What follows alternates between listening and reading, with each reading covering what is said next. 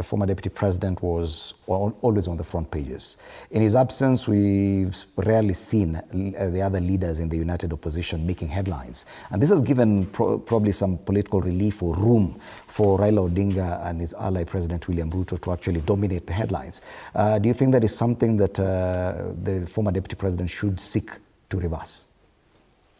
You know, a few days ago, I had a meeting with my brother Gachagua, and today I saw him posting that everybody wants Ruto home, except that in opposition, there's still not yet a fit player to send Ruto home.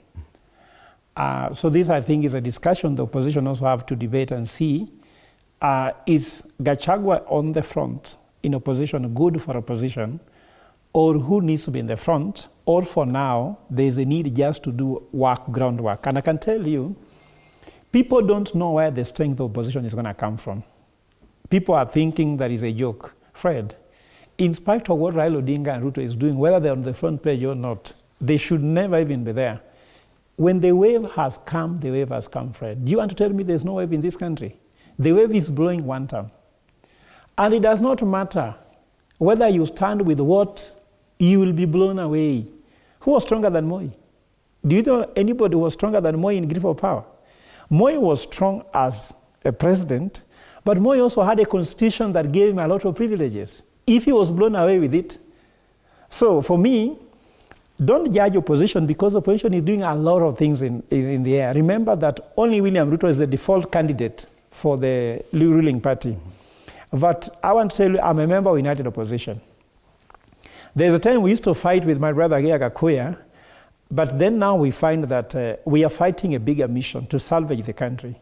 And I'm not going to say that it's about my interest. It's not about his interest. It's not about Gachagua's interest. People might have issues with Gachagua because he's a former deputy president, he was impeached, I don't know what he was supporting. But now, time is coming where Kenyans are telling me, Fred, whatever you guys are talking about, Ruto must go home. That's what people are telling us. So people can say, you know, William Ruto is the one going to face against the current. Mm-hmm. For us, we have a tailwind. When a plane is enjoying a tailwind, why are you struggling? Why should we start ruffling feathers? The country is with us. Okay. And if the country is with you, what we are doing now is we are forming agendas. Because William Ruto said there's no agenda. One agenda that Kalonzo said, agenda number one, is people's restorative justice.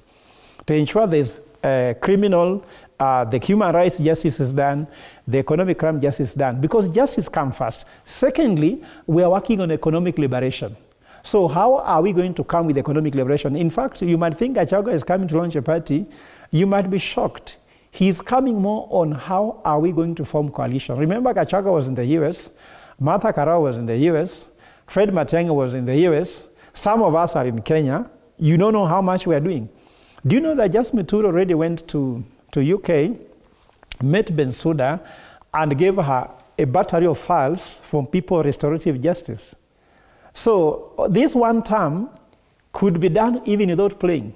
Fred, I'm a strategist, and strategy says that the best winner in war wins the war without fighting. Mm-hmm. So there could be actually no war to fight. Okay. If we can win the war without fighting, why must we fight? And now the question is, from the US trip by the former deputy president, what dividends do you expect as a united opposition that now he's back and he's come back with this? I don't think the dividends of I don't think the dividends more on his coming back, the dividends more on what he's achieved over there. Mm-hmm. His absence has punished people more than actually his presence. What are they talking about? They're talking about he's away, he's away. They have talked about he's away.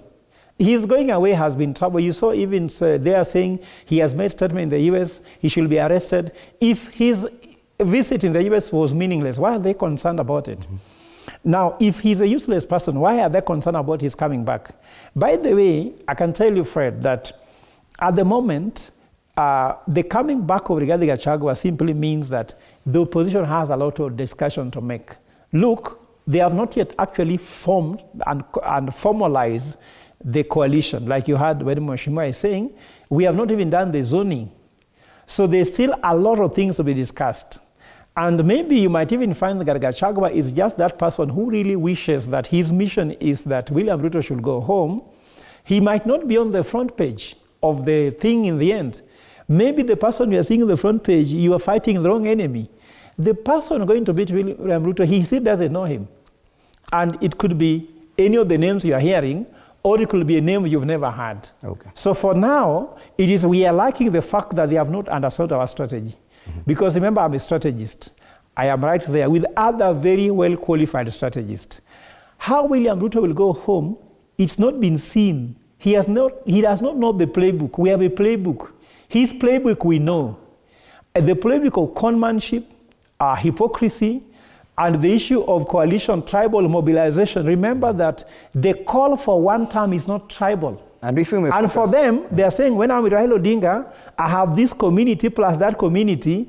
No, for us, we are not doing tribal arithmetic. If we may focus on the former deputy president, any attempt to apprehend him or arrest him on return would probably work out better for the United